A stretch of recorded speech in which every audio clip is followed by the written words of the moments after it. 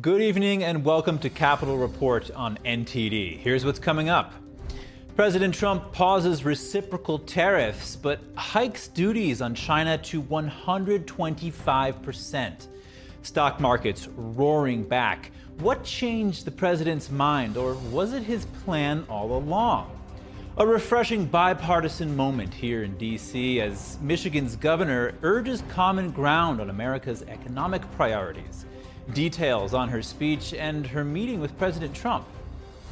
The House clears a procedural hurdle, teeing up a vote on the budget resolution. Will hardliners oppose it in the end? We'll hear insights on passing President Trump's agenda from Congressman Pat Harrigan.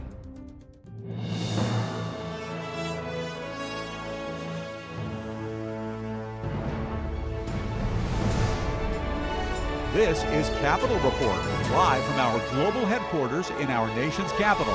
Here's Steve Lance. I'm Chris Beers, filling in for Steve Lance. President Trump pausing higher tariffs on most countries while upping China's levy to 125%. That to punish the communist regime for retaliating against the U.S. despite repeated warnings. Stock markets today roaring back. Joining us now live is NTD's White House correspondent, Iris Tao. Good evening, Iris. What's the latest there?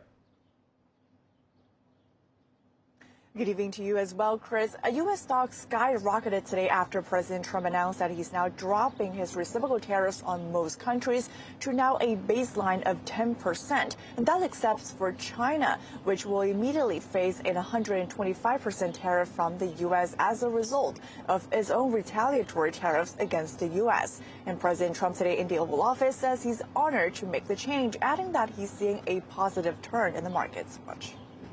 There's a lot of winning out there, and we're having a good day in the stock market, as you can see, an all-time record day, and hopefully it continues. I think it should. And after a turbulent few days in the stock market, the Nasdaq rose by about 12% today, its best day in 24 years. The S&P 500 up about 10%, its biggest daily gain since 2008. And also the Dow up nearly 8%, its best day since 2020. And Treasury Secretary Scott Bessent today told us at the White House that is all part of Trump's plan. Watch. This was his strategy all along, and that, you might even say that he goaded China into a bad position. They responded. They have shown themselves to the world to be the bad actors. While the administration says over 75 countries have now come to the U.S. trying to negotiate for a lower tariff rate in exchange for example, trade deals, President Trump says that China has retaliated. This week, China retaliated with an 84% tariffs on U.S. goods. And President Trump today said that his punishment is for China to realize that its days of ripping off the USA are no longer acceptable. China was by far the biggest abuser in history. As I told him, if you retaliate, we're going to double it. And that's what I did with China, because they did retaliate. Trump asked, though, that he expects China to come to the negotiation table, adding that he would be willing to talk to China's Xi Jinping. And meanwhile, for other countries, Trump says he would use the next 90 days to personally get involved in negotiating the best deals for the U.S. when it comes to fair trade. Back to you. Iris, let's talk about how President Trump made this decision today. What did he say about that? Sure. So when asked about what came into his decision-making process today, President Trump said he felt some people were getting a bit ippy and, quote, a bit afraid. But he also says that he just doesn't want some countries to get hurt, as they don't need to be hurt, as they do want to come to the U.S. to negotiate. Meanwhile, his advisors as well as cabinet members are insisting to reporters that today's decision was not based on recent market reactions, but instead a result of countries coming to the U.S. trying to negotiate and now overwhelmingly trying to get a more fair response. So they're saying that this is a negotiation tactic after all. Back to you. Iris Tao at the White House. Thank you. Speaking of tariffs, a bipartisan moment here in Washington, D.C. Michigan Governor Gretchen Whitmer today striking a diplomatic tone on President Trump's trade policies. Despite disagreements, she lays out several shared priorities with the administration and calls for bipartisan cooperation to bolster American manufacturing. Here's where President Trump and I do agree. We do need to make more stuff in America. More cars and chips, more steel and ships. We do need fair trade. No state has lived through the consequences of offshoring and outsourcing more than Michigan. Strategic reindustrialization must be a bipartisan project that spans multiple presidential administrations. Michigan's economy is closely linked to the auto industry, which is tied to countries like Canada and Mexico. Governor Whitmer said she's not opposed to tariffs outright, but added that it's not a one-size-fits-all solution. Also today, Whitmer met with President Trump for the second time in less than a month. She stood in the Oval Office as the president signed several executive orders. Trump said he's working with state leaders to protect Lake Michigan and keep a National Guard base there open. We're honored to have Gretchen Whitmer from Michigan, great state of Michigan, and she's really done an excellent job and a very good person. Whitmer also addressed the current state of U.S.-China relations. She said both political parties need to work together to bring jobs, investment, and supply chain back to the United States. All European Union countries except Hungary today voted to approve the bloc's first countermeasure against U.S. tariffs, joining China and Canada. The vote came just hours before President Trump said he'll pause tariffs on most countries for 90 days. The EU faces 25% import tariffs on steel, aluminum, and cars. This also includes new broader tariffs of 20% for almost all other goods. The European Union will impose extra duties of 25% on a range of U.S. imports in response. Those include motorcycles, poultry, fruit, wood, clothing, and dental floss. They're set to take effect in stages, first next week, then in May, and finally in December. The EU Commission said the countermeasures can be lifted at any time, given a fair, balanced agreement is reached. And joining me now to discuss these latest developments is North Carolina Republican Pat Harrigan. Congressman Pat Harrigan, thank you so much for joining us today. Hey, I'm so glad to be here. Thank you for having me. Let's start with the budget resolution. It's going to vote today. House leadership posted today that without the tax cuts, the average taxpayer would see a 22% tax hike. What factors are the most important to you in this budget? Look, I think you've got to look at where the middle class has been over the last 7 or 8 years since President Trump's tax cuts actually took effect, and what's happened with our economy as we went through the Biden administration. I think everyone knows that over the last 4 years during the Biden administration, the middle class average wage decreased by 4%. Meanwhile, the middle class debt absolutely skyrocketed. And so when you take into account what would happen if we layered those frictions and frustrations of the Biden administration and the experience of our middle class on top of now increasing taxes by, roughly $3,000+, this would be an add to our middle class's debt, bottom line. Now, Republican Representative Chip Roy has said one of the most vocal critics of this budget resolution, or he's one of the most vocal critics of this budget resolution, and he's saying that based on the lack of spending cuts, how do you respond to his comment that this budget is, quote, making up math? I agree with him in principle. I am not happy that this budget resolution does not attack government spending here in Washington, D.C., which is one of the most pernicious drivers of inflation and the ails that our economy has.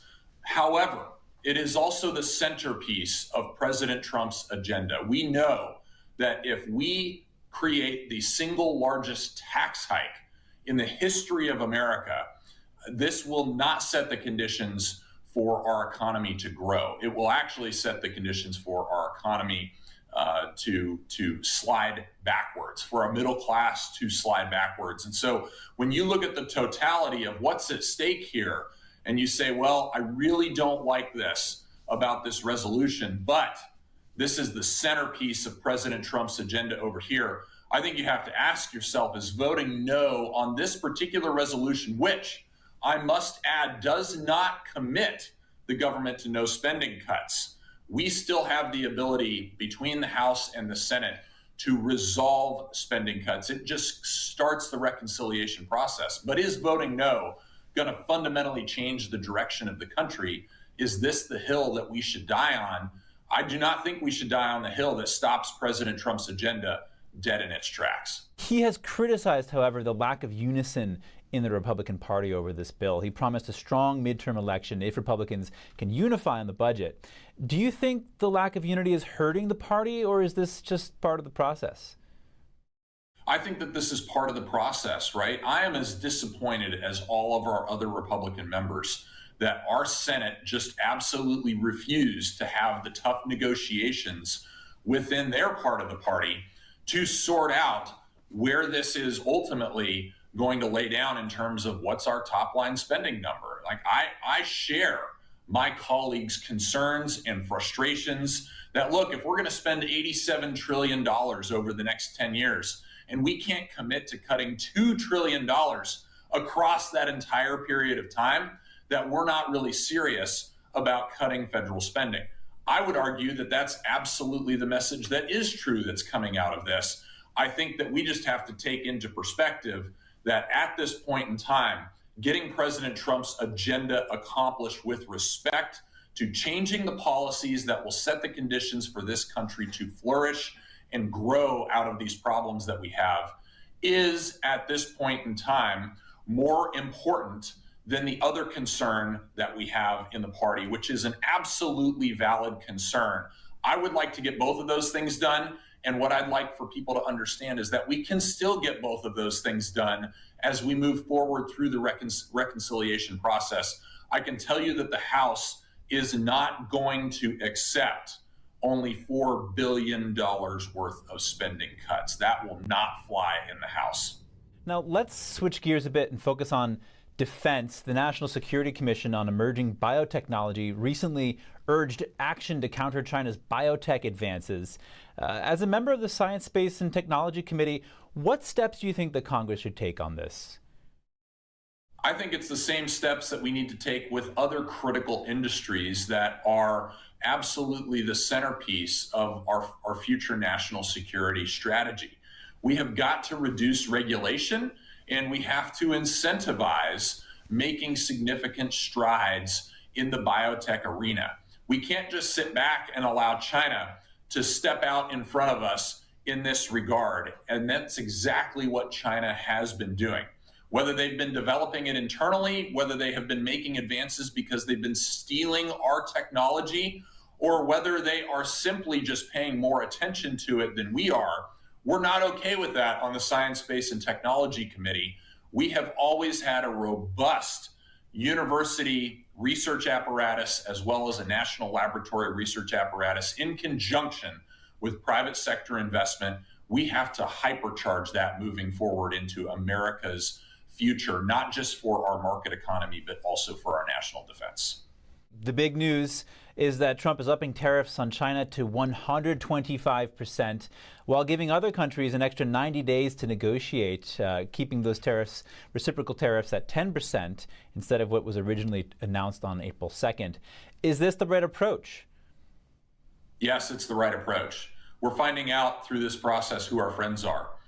All of these countries that President Trump is suspending these tariffs on have called President Trump personally, the presidents of these countries.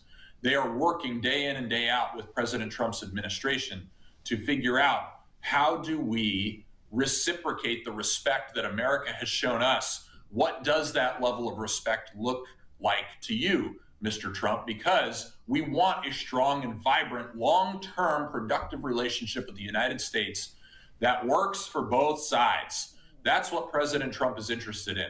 China is obviously not interested in having this conversation. They are not coming to the table in good faith. In fact, they are simply retaliating, putting tariff on top of tariff. And keep in mind that President Trump only went after them to an extent that was one half as great in terms of the valuation of our value to their economy as they went after us initially. And they decided to go tit for tat, continuing to escalate I think that shows us who our real friends are. It is absolutely not China, and President Trump needs to crush them. Congressman Pat Harrigan, thank you so much for joining us. Hey, thank you for having me. Look forward to next time. Coming up, what should we make of the market's response to President Trump's tariff pause and the tariff hike on China? We'll hear from Ken Rapoza, industry analyst at the Coalition for Prosperous America. A Meta whistleblower testifies before Congress. She says company executives undermined U.S. national security in order to gain access to the Chinese market. Plus, why you might want to think twice about investing in Chinese companies and why you might want to check if you unknowingly already are. That and more when we return.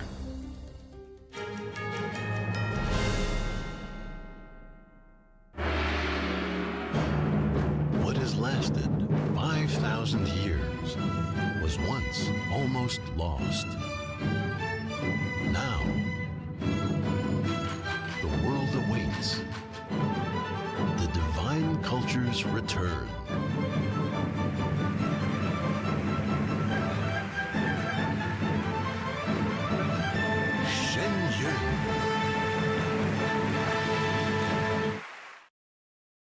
As we naturally age, many people are getting zero amount of this incredible and unique substance. That's when we start seeing an impact in our joints, skin, nails, and even our digestion. People ask me, Dr. X, what is the #1 supplement I should be taking? My answer is multi-collagen protein. People's reactions to me, people were like, what are you doing? What is going on? You look amazing. You have a glow about you. What makes Ancient Nutrition Multi-Collagen stand out from other brands? 10 types of collagen. It's grass-fed, pasture-raised with vitamin C and probiotics. It's proven to reduce joint discomfort rapidly, continuously, and persistently. It improves the appearance of crow's feet after 4 weeks and improves skin tone after 8 weeks. And it promotes hair thickness, growth, and a reduction in hair breakage. It has transformed everything from my hair. Like, my hair was starting to kind of just, come out, and I don't have that anymore. My skin feels amazing. Call the number on your screen and find out how to get a free bottle when you order, plus free shipping and our 30-day money-back guarantee. And as a bonus, we will include Dr. Josh Axe and Jordan Rubin's revolutionary book, Multi-Collagen Makeover, free with your order, plus free shipping and free returns. I have implicit trust in Dr. Axe because the plan worked. I'm living proof of it. This is the collagen protein that is backed by clinical studies. It's what my family uses, it's what I use, and I know you're going to benefit in a big way as well. Love the results or get your money back. This special TV offer is not available in stores. Call the number on your screen or go online now.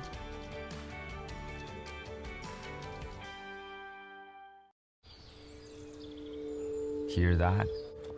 That's the sound of your life. Perfectly imperfect. But every time you drive after drinking, the music gets drowned out. Your life sounds pretty great. Don't let a buzz ruin it. Buzzed driving is drunk driving. Don't drive buzzed.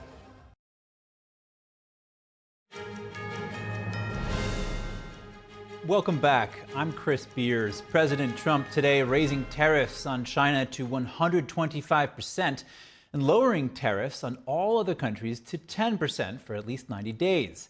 The S&P 500 made its largest one-day jump since 2008. Joining me now to discuss is industry analyst at the Coalition for a Prosperous America, Ken Rapoza. Ken, it's great to have you. Hey, thanks for having me on. Appreciate it. Now, you've been reporting on business and foreign affairs for 20 years. How do you view this moment in world trade? This is the end of the post-World War II rules-based international order for trade. It is a hammer has been taken to the World Trade Organization, and the United States is saying that we live in a different world now. We have to count on the homeland increasingly if we want to be a manufacturing power and not just someone who sells stocks and bonds and intellectual property to the world. And this is what has to be done in order to make that happen. Not only that, we need to raise revenue through tariffs, which has not been changed through this 90-day pause, because the government is in deep debt, and that is unsustainable. And something's got to give if the government's not going to cut spending. Wow, so you're spelling out basically a major historical shift for U.S. trade policy. Absolutely. Absolutely. I mean, I think the world recognizes this, that it is a major historical shift. Look at the reaction of our allies in Europe. The European Union is up in arms over this. They're the only countries in the world that really reacted and retaliated, other than Canada, which I don't understand why, because the USMCA free trade agreement still exists and still is is intact, and China. They're the only ones who retaliated. So yes, the world recognizes that this is a major shift in geopolitics and world trade. So let's hone in on China here, because they're getting this 125% tariff on them. You traveled to China, reporting on the economy there firsthand. What could a tariff like that mean for their economy?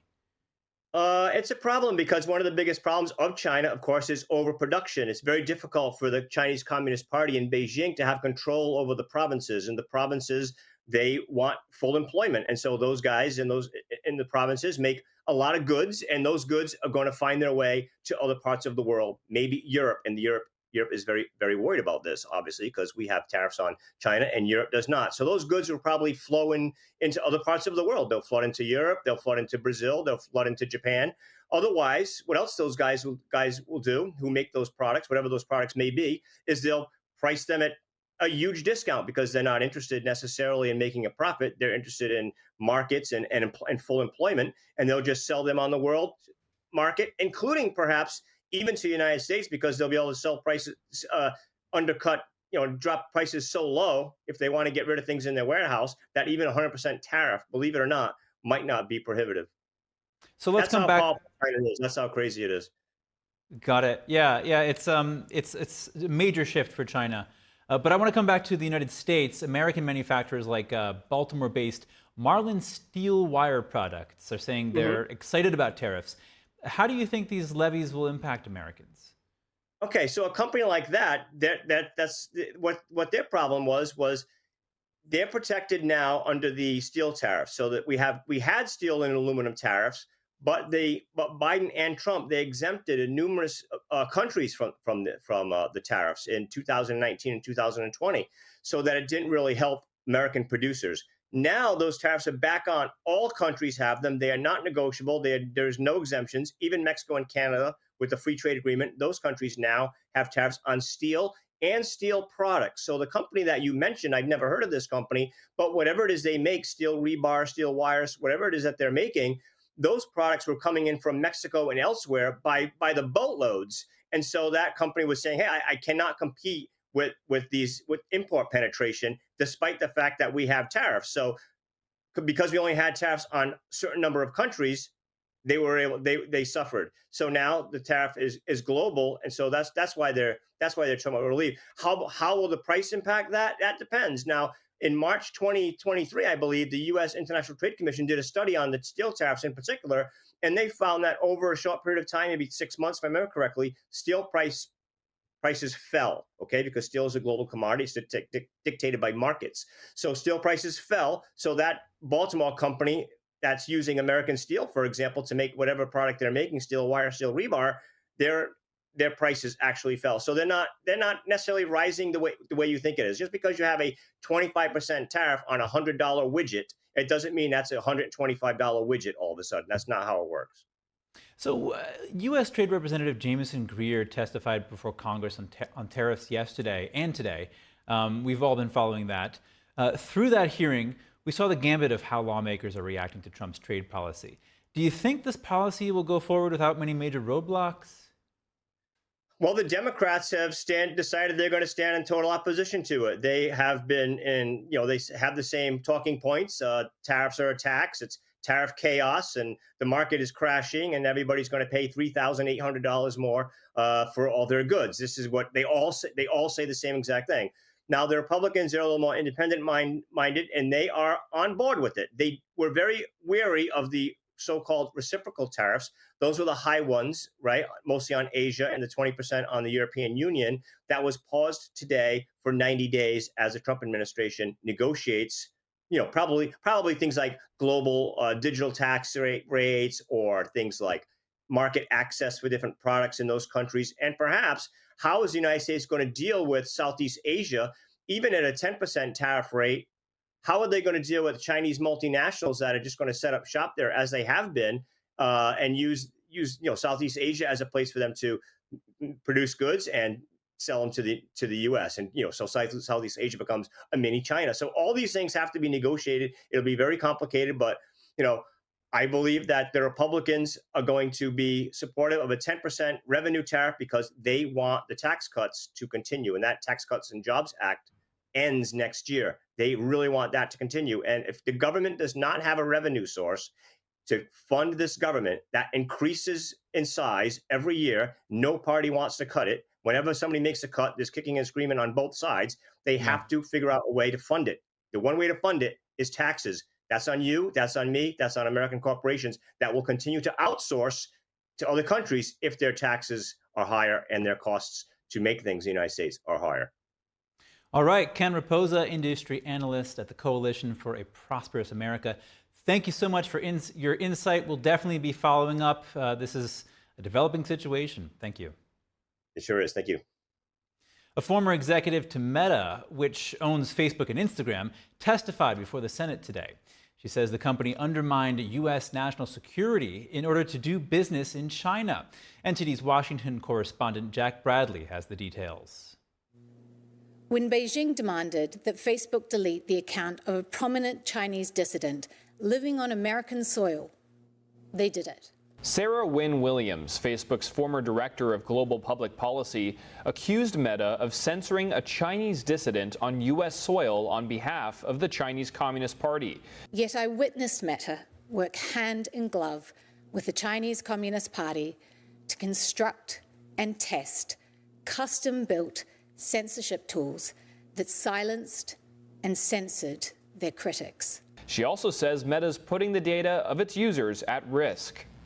I watched as executives decided to provide the Chinese Communist Party with access to Meta user data, including that of Americans. Following the hearing, a Meta spokesperson told me in an email responding to these allegations, quote, Sarah Wynne Williams' testimony is divorced from reality and riddled with false claims. While Mark Zuckerberg himself was public about our interest in offering our services to China, and details were widely reported beginning over a decade ago, the fact is this: we do not operate our services in China today. But Wynne Williams disputes this. Is that true? Facebook, Meta is not doing business in China. Is that accurate?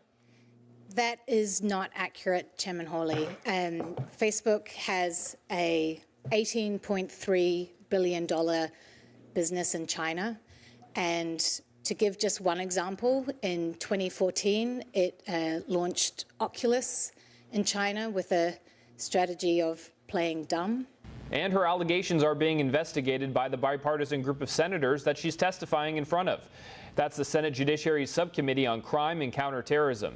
That's why this committee has launched a full-scale investigation into the potential illegal behavior of Facebook. Today's hearing is one step in that investigation.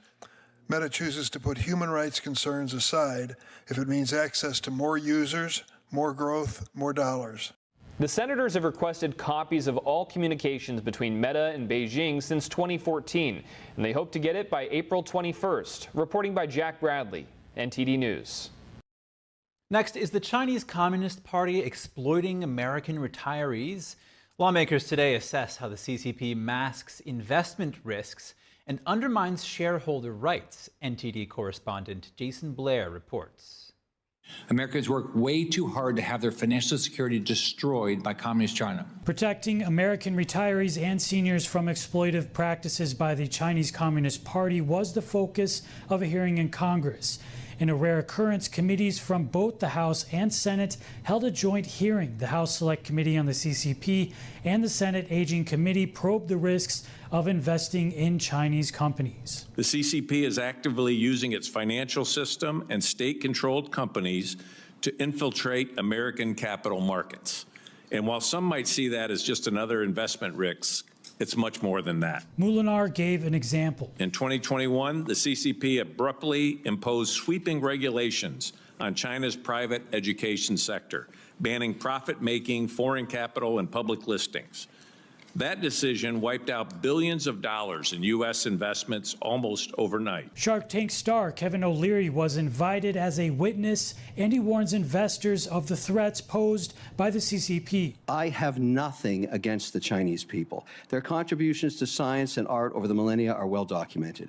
It's their government I take issue with. In my opinion, since joining the WTO in 2000, the Chinese government has never played by its rules. Another expert witness says that the CCP has a long-term, multifaceted political, economic, and military strategy to advance itself. The goal is to create a new world order through economic coercion and manipulation while avoiding a hot war. This has left the world less open and more authoritarian. Senate Aging Committee ranking member Kristen Gillibrand says online scams from China are targeting American seniors. Criminal networks in China that are so sophisticated that know this is where they can make millions and millions of dollars. House Committee on the CCP ranking member Raja Krishnamurthy says that a lot of these criminal gangs are directly tied to the CCP. Another gentleman behind another scam city, seen here with a Burmese warlord, is Shi Zhejiang. He is wanted in China for financial crimes, but his ties to the CCP allowed him to operate freely for years before being detained by Thai authorities. And witness Brady Finta, founder of the National Elder Fraud Justice Coordination Center, says that according to his experience, only 10 to 15% of elder fraud victims report the crimes. Reporting in Washington, D.C., Jason Blair, NTD News. Coming up, former U.S. Senator Doug Jones joins with his insights on Trump's tariffs and the U.S. trade war with China, plus how everyday Americans are reacting to the administration's approach when we return.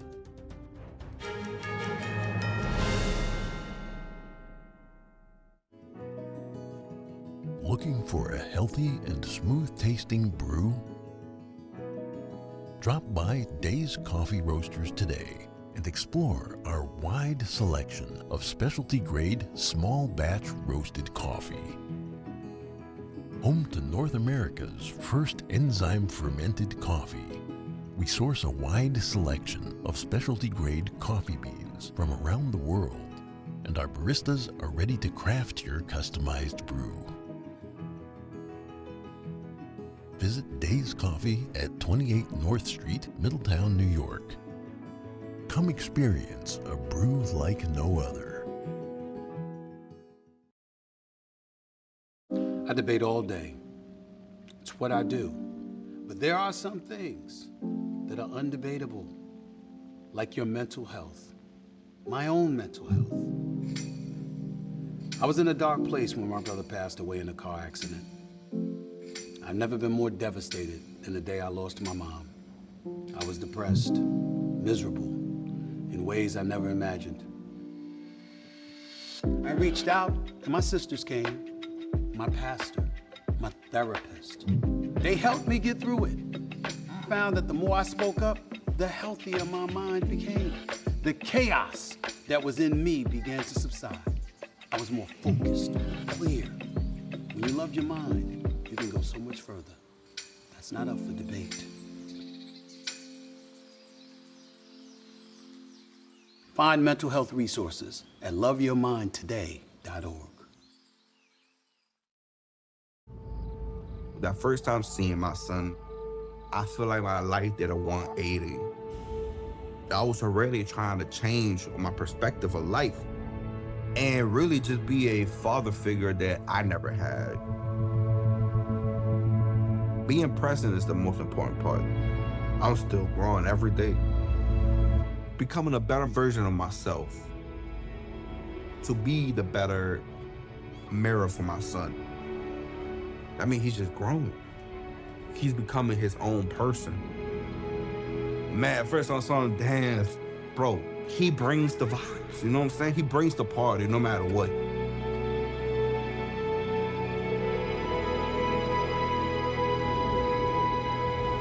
he really a definition of like why he loves somebody. And I love him to the death of me.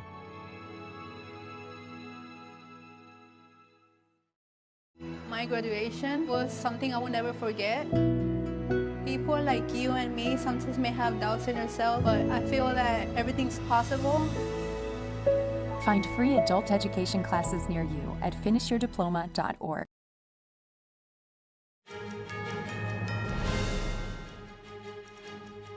Welcome back. I'm Chris Beers. President Trump cites China's lack of respect toward the world markets as he raises the tariff on China to 125%. Should the U.S. tailor its trade policy in response to human rights violations? Joining me now to discuss these developments is former Democratic U.S. Senator Doug Jones from Alabama. Former Senator Doug Jones, thank you so much for joining us. My pleasure. Thanks for having me today. Absolutely. I'd like to start on the topic of finding bipartisan common ground on tariffs. Here's a clip from Senate Minority Leader Chuck Schumer back in 2005. The Chinese give lip service and don't change their trade policies a jot. What does this mean for America? It means a huge job loss. We have suffered dramatically in manufacturing jobs and now service jobs and other jobs. It means we have a huge trade deficit. Doug, how do you view Senator Schumer's messaging here? Is this something Democrats can get behind today? You know, look, I think that was a message for 2005. We are now 19 years later, and the world has changed. China has changed. The United States has changed. I don't think anybody can question the fact that we have a different trade today than we did in 2005, coming right off of NAFTA, by the way, that was passed in the Clinton administration when so many of our jobs were going all overseas. The whole balance has changed, and the global economy and the global dynamics have changed. What I think is particularly difficult right now is the uncertainty with all the tariffs. Not only are they being announced and the stock market taking a hit, everything else taking a hit, but then they're all of a sudden getting changed again. Now we've got a 90-day pause on everything but China, and China and the United States are going at it with each other, trying to escalate even more and more. Let's hear another clip from former Speaker of the House, Nancy Pelosi, from 2 decades ago. How far does China have to go? How much more repression? How big a trade deficit and loss of jobs for the American worker, and how much more dangerous proliferation has to exist before members of this House of Representatives will say, I will not endorse the status quo. As I mentioned, it's about jobs, proliferation, and human rights, and there are those who say we shouldn't link human rights and trade and proliferation and trade. I disagree. Should the U.S. be more assertive in linking trade policy with human rights? I would say they should continue to try to link the two. I think it's really important that the United States continue to be the moral leader of the world when it comes to human rights. Others are not going to think that way. Others are going to be more concerned about the absolute capital markets and how things will go from there. I think the world has changed a little bit, and things are linked now, and it's going to be hard to unlink some of these. But there's also going to be difficult to deal with a trade war that we seem to have going on right now. You know, rather than having to all of a sudden announce a bunch of trades and initiate a trade war where everybody is jockeying to get as high as tariffs as possible, you would think that the administration would spend a little bit of time trying to work with and talk. If they've got some concerns, talk to the Chinese about it before you immediately start raising tariffs by 124%, which is what the going rate is as of like 20 minutes ago when we got on the line here. I just think that things need to settle down a little bit. I do not believe that the approach that this administration is taking on trade in general is a good one, because it creates so much uncertainty on the tariffs. It creates uncertainty with the markets. It creates uncertainty in the world economy. Okay, let's pivot a bit here, Doug. House Minority Leader Hakeem Jeffries is publicly challenging Speaker Johnson to debate the budget resolution. What do you expect to come out of this? The House Republicans are going to generally do what they want to do. But I think what Leader Jeffries is doing is to make sure that this is done in the open. Make sure that the portions of the House appropriation bill their budget bill is debated on the floor so that the American public can see exactly what the administration and what House and Senate Republicans are talking about. Right now, it's in a huge bill that the devil's in the details. I think Leader Jeffrey wants to get those details out in the open and the public so that they can debate those and have the public weigh in on what they like and don't like. Right now, it's all being done and everything is just, we have to rely too much on the media, and there's way too much spin in the media. All right, former Senator Doug Jones, thank you. Thank you.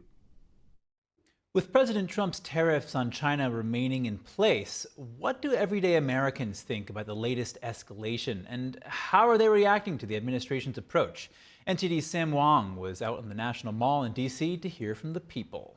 Sometimes you got to tear things down before you can build them back up. I mean, do we put tariffs on everybody? I don't think so, but we need to be able to start somewhere. I understand the sentiment, but I also think that, you know, you're always going to have a surplus country and always have a deficit country. I absolutely believe with the goal. You know, turning the clock back to when we were an industrial nation, but the way we're going about trying to achieve it, maybe in the long run it works, but it seems like it causes a lot of harm on the way.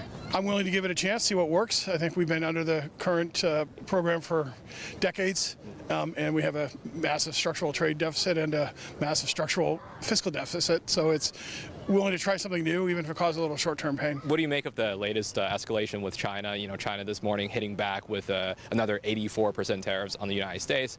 And, you know, what do you make of that? Do you think they're going to come to the table eventually? What do you think? I think they may, but I still say China's trying to kill us. I don't think Trump's never going to back down. He has a huge backbone. Well, I do agree with Besant that the deficit country really does have the upper hand in negotiating.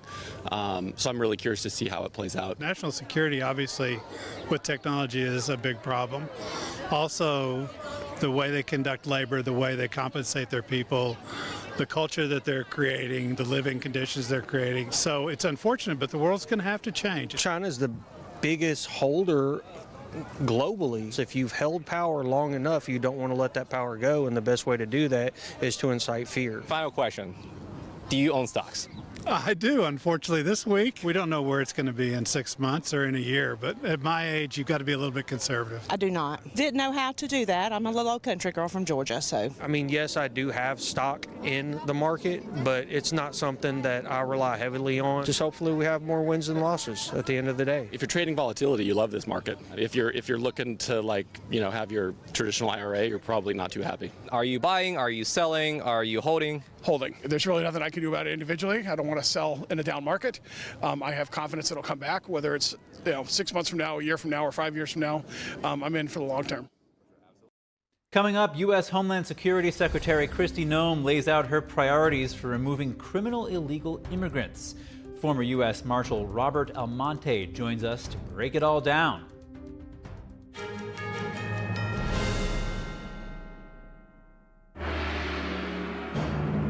What has lasted 5,000 years was once almost lost. Now, the world awaits the divine culture's return.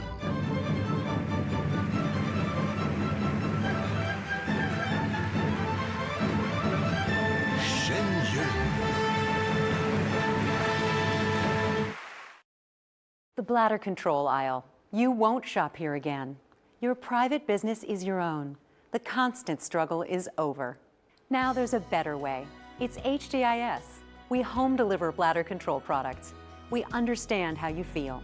For over 25 years, we've home delivered to many of the 20 million Americans who deal with incontinence. We offer all brands. We pay shipping and use plain, unmarked boxes. If we can help you or someone you care for, call for your free product sample pack and $45 in money-saving coupons. Our counselors will help you choose the right product. And unlike stores, we're always in stock. You'll get what you need. Satisfaction guaranteed. HDIS, the better way. For your free sample pack with your free catalog, $45 in money-saving coupons, and free product samples, call 1-800-701-6159. That's 1-800-701-6159.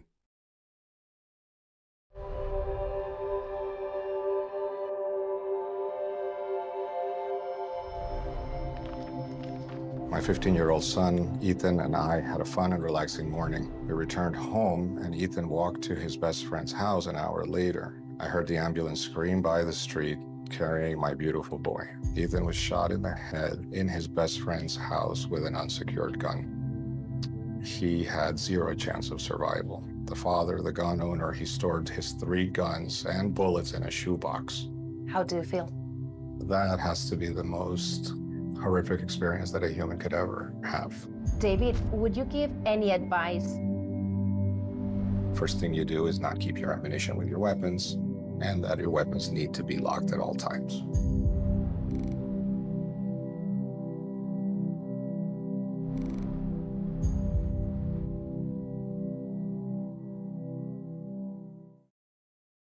We said we'd never break the 3-second rule. Never do that.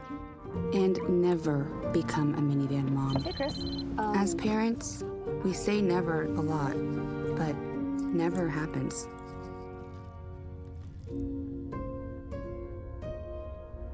So when you say you'd never leave your child in a hot car, know it can happen. Before you leave the car, always stop, look, lock.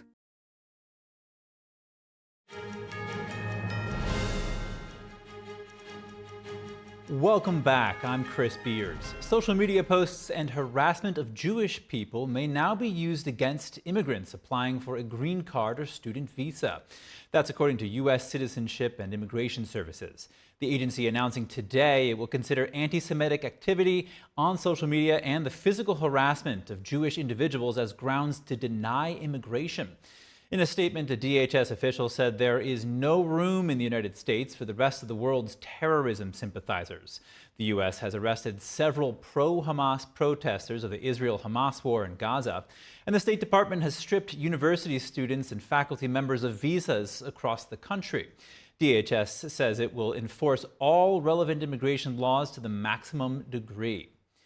Next, a major drug bust worth over $500 million. That's as the Department of Homeland Security is reopening a government office to aid victims of crimes committed by illegal immigrants. NTD's R-N.C. has the immigration update. Law and order are back, and we are going to continue letting cops do their job. Homeland Security Secretary Kristi Noem on Wednesday announcing the reopening of a government office. The Victims of Immigration Crime Engagement, or VOICE office, was created during the first Trump administration. It was then closed after former President Biden took office. Noem says the office uses a victim-centered approach to provide support for crime victims and their families. The secretary appeared with more than a dozen family members who held photos of loved ones whom they lost to such crime. We're going to help our victims, wrap our arms around them and love them, help them heal, while remembering those that they've lost. Meanwhile, in Florida, this is a textbook example of the Justice Department supporting the fight against violent crime. These drugs are worth over $500 million. The Justice Department announces a major drug bust. More than 48,000 pounds of illegal narcotics were seized by the Coast Guard in the Eastern Pacific Ocean. The FBI says the seizure is a major blow to drug cartels. They are going to get all the drugs off the streets, off the markets, and as Attorney General Bondi said, we are going to lock them up. And at the courts, judges in Texas and New York say they will block the removal of certain suspected gang members under the Alien Enemies Act. On Monday, the Supreme Court ruled that the deportations of gang members can continue, but only if deportees are first given due process. The judges in New York and Texas are now taking action to block the deportations of 5 individuals who say they're not gang members. Ariane Pastar, NTD News. As we just saw, U.S. Secretary of Homeland Security Kristi Noem held a press conference with angel families today, people who have lost loved ones to violence from illegal immigrants. She shared the Trump administration's priorities for the southern border. To discuss what came out, we're happy to welcome Robert Almonte, former U.S. Marshal and narcotics investigator. Robert, welcome. The Department of Homeland Security is, yes, welcome. The Department of Homeland Security is now allowing the federal government to bypass environmental regulations to build barriers along the U.S.-Mexico border, although illegal crossings have reached a low. Is this still a necessary move? Yeah, I think so. I think it is, and you know, this is good news for all of America. You know, I'm very pleased what I've been seeing for the last couple of months, the last few months, and this is something that needed to happen, and it's making a difference already. There's no doubt about it. Okay, now Homeland Security Secretary Kristi Noem is relaunching an office for victims of immigration crime. Let's listen to a clip from today's event. The Voice office will be here to make sure that these victims and their stories will be heard, but it will be heard to wake people up and allow them to continue to impact policy and the direction that this country is going in influencing its leaders to protect our community. Robert, how can a program like Voice support victims and influence policy? You know, it really does. You can see this is a great program. We got to keep in mind that a lot of United States citizens, and even those that are not citizens, have been victims of crime committed by undocumented migrants. So definitely they should be, their voice should be heard, and they should be compensated for that. So this is good news for all the victims, the families of the victims. There have been several people that have been murdered by these undocumented migrants that really had no business coming into our country in the first place. Now, getting back to the border wall, yeah, I think it's a good thing that needed to happen. And I talk to Border Patrol agents all the time. I have friends of mine there. They say the wall does make a difference. It really does make a difference, because where the wall is, then that allows the Border Patrol agents to focus their attention in other areas where there is no wall. So this is great news. And those people that want to come across legally, then they lawfully, then they need to make sure they do it the legal way. And it's going to cut down on the illegal immigration between the ports of entry. There's no doubt about it. Which, of course, has been a really big issue in large part because of the fentanyl crisis brought on by fentanyl trafficked across the border by cartels who sourced the fentanyl from China. Yeah, and the fentanyl has actually, the amount of fentanyl that's being seized at the border has gone way down, and that's a result of the border being more secure now than it was in previous months. Now, the Chinese criminal organizations have been working with the Mexican cartel for some time now, and the Chinese or the criminal organizations are the ones responsible for providing the precursor chemicals to the Mexican cartel, allowing them to make fentanyl and methamphetamine. So this has been going on for a long time. And there's no doubt in my mind that China really likes what's going on with the fentanyl, killing hundreds of thousands of Americans over the last few years. They really don't need to go to war. That is their warfare. So hopefully we can get a handle or implement some operations to more proactively address the precursor chemical coming from China to Mexico, and then the drugs actually coming into the United States. And perhaps we'll see something worked out between the United States and China after these incredibly high tariffs that Trump has placed on China. Now, I want to listen to another clip from Kristi Noem. Let's listen to that. We're working with the White House, and we're not going to talk about specific operations to protect law enforcement officers. I think you're probably well aware that we've seen a dramatic increase of attacks and violence perpetuated against law enforcement under this administration because of the work that they're doing against cartels and terrorist organizations. So we're going to keep operations secure. Robert, you're an expert in how these cartels operate, and you started to touch on that a bit. Maybe you can say a bit more about how they operate and what kinds of risks do officers on the front lines face? Well, the officers truly are heroes. They take risk every day, combating the drugs flow coming into our country.